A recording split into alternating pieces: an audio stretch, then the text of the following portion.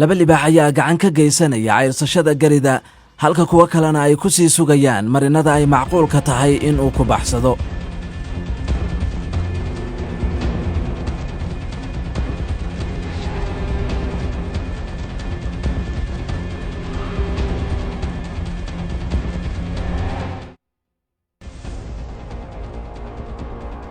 garigu wuu ka xawaaro dheer yahay libaaxyada, balse waxa lagu sii wadaa dabin loo dhigay. goosha abaanduulaha u ah libaaxyadan ayaana halkaas ku sii sugaysa. haddana iyada oo keliya ayay hawshu u taallaa.